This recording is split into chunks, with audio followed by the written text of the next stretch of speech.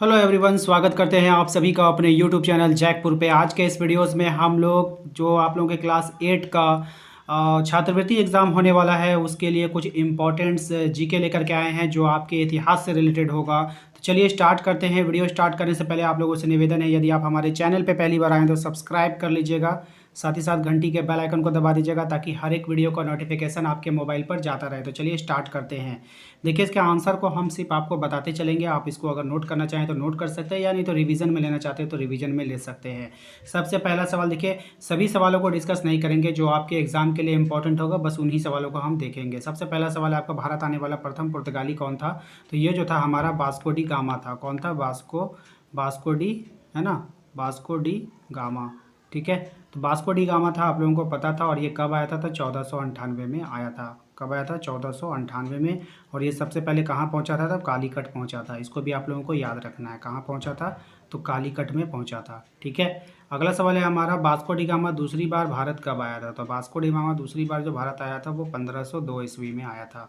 ठीक है, नेक्स्ट जो हमारा इम्पोर्टेंट है उसको देखिए। ठीक है ना, सभी सवालों को आप लोगों को नहीं देखना है, जो इम्पोर्टेंट सवाल होगा उसी को देखेंगे हम लोग सब। इसके बाद जो आपके लिए इम्पोर्टेंट बनता है वो बनता है ये वाला सवाल। ठीक है, भारत में ईस्ट इंडिया कंपनी की स्थापना कब हुई थी? तो भारत में ईस्ट इंडिया कंपनी की जो स्थापना हुई थी सन 1600 ईस्वी में हुई थी। कब हुई थी? 1600 ईस्वी में हुई थी। इसको याद रखना है आप लोगों को।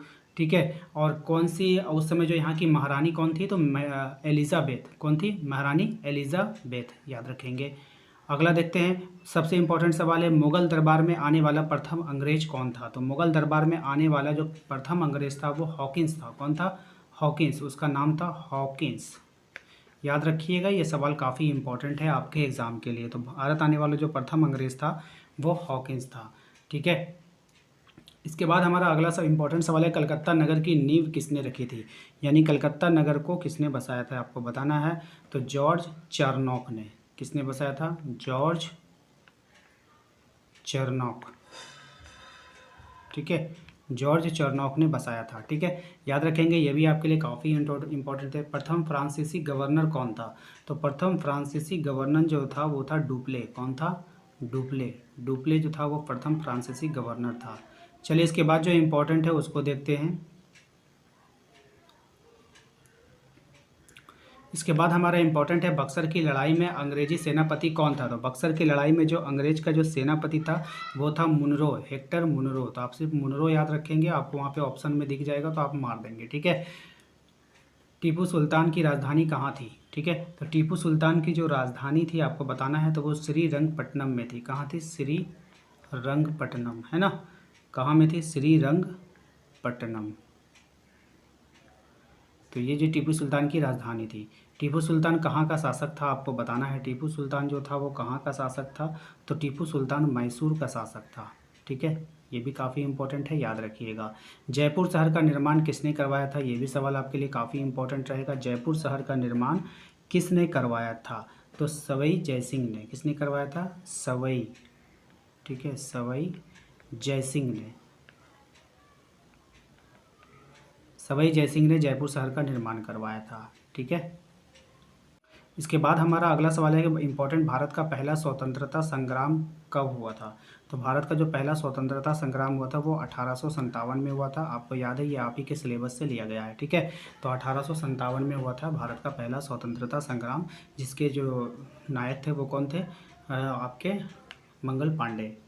चलिए, अगला सवाल है हमारा, मंगल पांडे को फांसी कब दे दी गई थी? तो मंगल पांडे को जो फांसी दी गई थी वो 8 अप्रैल को दी गई थी। कब दी गई थी? 8 अप्रैल। अगर डेट पूछेगा तो 8 अप्रैल, और अगर इसमें पूछेगा तो 1857 में। ठीक है, तो 8 अप्रैल 1857 को मंगल पांडे को फांसी दे दी गई थी। ठीक है ना। चलिए, इसके बाद जो हमारा इंपॉर्टेंट सवाल है, बिहार में 1857 की क्रांति का नेतृत्व किसने किया था? तो वीर कुंवर सिंह ने। किसने किया था? वीर कुंवर सिंह ने। ठीक है, वीर कुंवर सिंह। ठीक है, झांसी में 1857 का क्रांति का नेतृत्व किसने किया था? तो झांसी में 1857 की क्रांति का नेतृत्व किया था लक्ष्मीबाई ने। किसने किया था? झांसी की रानी और लक्ष्मीबाई ने। ठीक है ना, लक्ष्मीबाई। 1857 की क्रांति के समय में लक्ष्मीबाई का सामना किससे हुआ था, है ना। 1857 की क्रांति में लक्ष्मीबाई का जो सामना हुआ था वो ह्यूरोज नामक एक अंग्रेज अफसर से हुआ था। किससे हुआ था? ह्यूरोज। याद रखेंगे, ह्यूरोज नामक एक अंग्रेज अफसर के साथ हुआ था।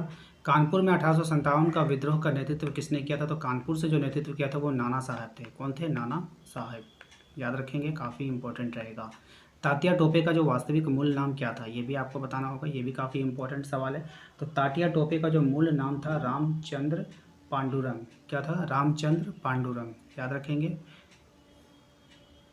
खुद को बंगाल का शेर किसने कहा था? खुद को बंगाल का शेर कहता था कौन?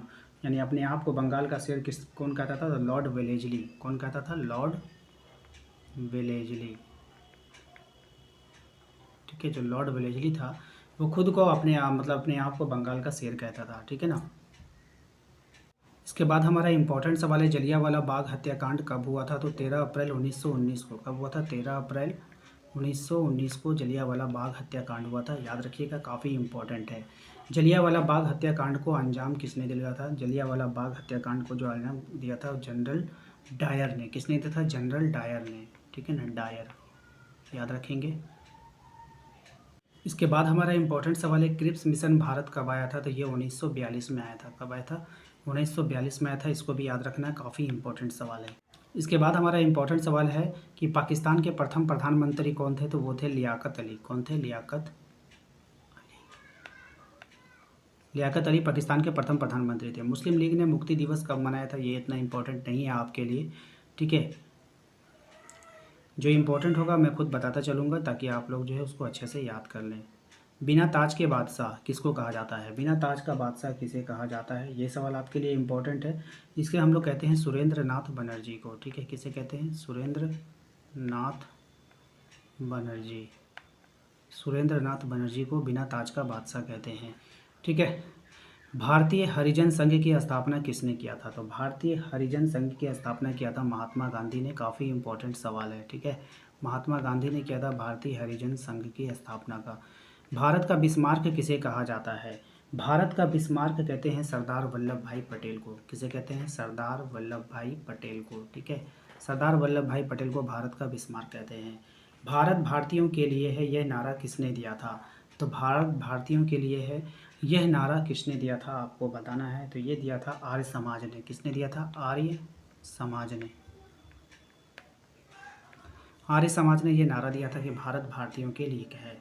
उसके बाद है आपका इम्पोर्टेंट सवाल यहाँ पे, हर्मिट ऑफ शिमला किसे कहते हैं? तो हर्मिट ऑफ शिमला कहते हैं ए ओ हुयुम को। ए ओ हुयुम को। ठीक है, याद रखेंगे, इम्पोर्टेंट है आपके सवाल। ठीक है। इसके बाद हमारा इम्पोर्टेंट सवाल है कि वेद समाज की स्थापना किसने किया था? तो वेद समाज की जो स्थापना किया था वो धरालू नायडू ने किया था। किसने किया था? धरालू नायडू ने। ठीक है, याद रखेंगे, ये भी आपका इम्पोर्टेंट है। वेद समाज की स्थापना किया था श्री धरालू नायडू ने। आदि ब्रह्म समाज की स्थापना किसने किया था? 161वां सवाल है हमारा कि आदि ब्रह्म समाज की स्थापना किसने किया था? तो इसका आंसर हो जाएगा केशव चंद्र सेन ने। किसने किया था? केशव चंद्र सेन ने। किसने किया था? केशव चंद्र सेन ने। ठीक है, नेक्स्ट सवाल देखते हैं जो इम्पोर्टेंट है आपके लिए। वो है हमारा तृतीय गोलमेज सम्मेलन कब हुआ था? ये वाला तृतीय गोलमेज सम्मेलन कब हुआ था? तो ये हुआ था 1932 में। याद रखेंगे, तृतीय गोलमेज सम्मेलन हुआ था 1932 में। चलिए, उम्मीद करते हैं कि आपको आज का ये वीडियो पसंद आया होगा। वीडियो पसंद आया तो लाइक कर दीजिएगा। चैनल पर यदि पहली बार आए तो सब्सक्राइब करके घंटी के बेल आइकन को दबा दीजिए ताकि हर एक वीडियो का नोटिफिकेशन आपके मोबाइल पर जाता रहे।